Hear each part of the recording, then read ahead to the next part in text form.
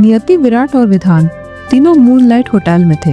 विधान को विराट और नियति के मकसद का कुछ पता नहीं था क्योंकि उन्होंने उसे नहीं बताया था। विधान की गर्लफ्रेंड रिया उसके साथ धोखा कर रही थी, लेकिन विधान इस बात से अनजान उसके साथ अपनी पूरी जिंदगी बिताने का सपना देख रहा था। नियति, तुमने मुझे यहाँ क्यों बुलाया है? विधान नियति से पूछता है।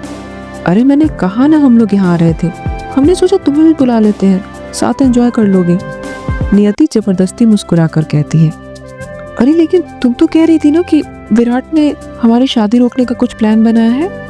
विधान हैरानी से नियति से कहता है। वो नियति अटकती हुई कहती है। तभी विराट उसका हाथ पकड़ लेता है।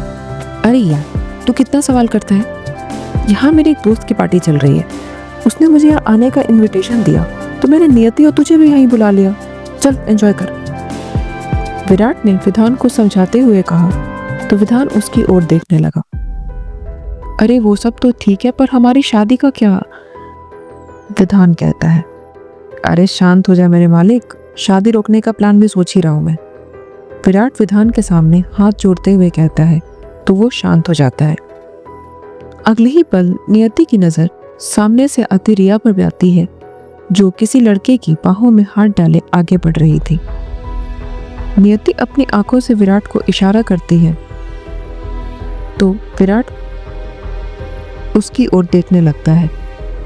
विराट को उस ओर देखता पाकर विधान भी अपनी गर्दन उसी ओर मोड़ लेता है, लेकिन वो रिया को देख पाता इससे पहले ही वो अपने चेहरे पर मास्क लगा लेती है, जिसकी वजह से विधान उसे देख नहीं पाता।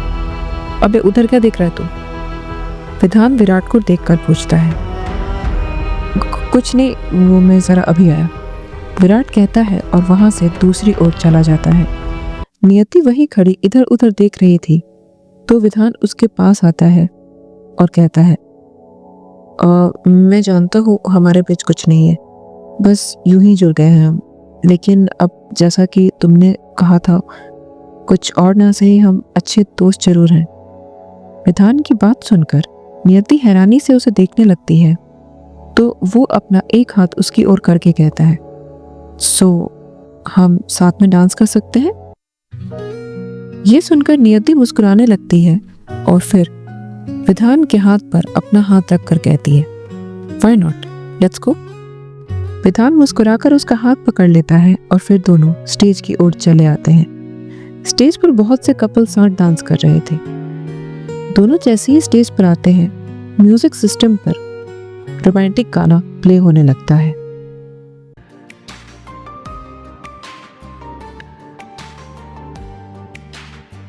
मरहमी सा चांद है तू, दिल जला सा मैं अंधेरा, एक दूजे के लिए है नींद मेरी, ख्वाब तेरा, तू घटा है फुहार की, मैं घड़ी इंतजार की, अपना मिलना लिखा इसी बरस है ना, जो मेरी मंजिलों को जाती है, तेरे नाम की कोई सड़क है ना, जो मेरे दिल को दिल बनाती है, तेरे नाम की कोई धड़क है। नियति और विधान एक साथ डांस कर रहे थे और उनके साथ वहां बाकी कपल्स भी डांस कर रहे थे। दोनों एक टक एक दूसरे की आंखों में देख रहे थे। कैसा एहसास है ये? नियति के करीब आकर मुझे इतना अजीब सा क्यों लग रहा है? विधान मन ही मन खुद से कहता है। क्या हुआ विधान? नियति डांस करती हुई विधान से पूछती है। कुछ नहीं, बस यूं ही, विधान मुस्कुराते हुए उसे देखकर कहता है तो नियति भी हल्का सा मुस्कुरा देती है। सभी कपल्स के बीच रिया भी करण, वही लड़का जिसे विराट ने उसके साथ देखा था, उसके साथ डांस कर रही थी। अगले ही पल विराट आता है और वो भी उनके बीच शामिल हो जाता है। विराट नियति का हाथ पकड़ उसके साथ डांस करने लगता है। कपल्स एक्सचेंज होते हैं तो रिया विधान के साथ डांस करने लगती है। विधान और रिया साथ साथ डांस कर रहे थे, लेकिन चेहरे पर मास्क होने के कारण दोनों एक दूसरे को पहचान नहीं पा रहे थे। डांस करते हुए विराट नियति से कहता है, सही मौका मिलते ही विधान और रिया को सामने लाना होगा हमें, ताकि विधान अपनी आंखों से रिया का सच देख सके। पर वो सही मौका कौन सा होगा? नियति विराट से पूछती है। अगर वो करण रिया का बॉयफ्रेंड है तो दोनों एक साथ जरूर दिखेंगे हमें। बस उसी वक्त अगर विधान उन्हें देख ले तो सब उसे खुद समझ में आ जाएगा। विराट कहता है तो नियति हामी में अपनी गर्दन हिला देती है। अगले ही पल म्यूजिक सिस्टम पर गाना बंद होता है और सभी एक दूसरे के लिए तालियां बजाने लगते हैं। विराट और नियति इधर उधर विधान को ढूंढने लगते हैं। तभी अचानक नियति की नज़र सामने खड़े विधान पर जाती है तो वो उसकी ओर चली आती है। क्या हुआ विधान? नियति कहती है, वो मुझे ज़रा वॉशरूम जाना है, मैं अभी आता हूँ, कहकर विधान वहाँ से चला जाता है। विधान वॉशरूम की ओर आता है तो उससे कुछ आवाज़ें सुनाई देती हैं। ये आवाज़ किसी लड़की की थी जो किसी से धीमे आवाज़ में बात कर रही थी। ये आवाज़ की कुछ जानी पहचानी सी लग रही है मुझे। कौन है ये? विधान मन ही मन आवाज़ सुनकर खुद से कहता है। विधान उस ओर बढ़ने लगता है जहाँ से आवाज़ें आ रही थी। दरअसल वो आवाज़ किसी और की नहीं बल्कि रिया की ही थी। रिया अपने बॉयफ्रेंड करण के साथ हाथ में शराब लिए बातें कर रही थी। बेबी तुम भी ना, थोड़ा तो सब्र करो बेबी, रिया करण को अपने करीब खींचती हुई कहती है। क्या रिया, तुम तो उस विधान कपूर को ठीक से संभाल भी नहीं पा रही। मैंने क्या कहा था तुम्हें याद है ना? करण नशे में कहता है।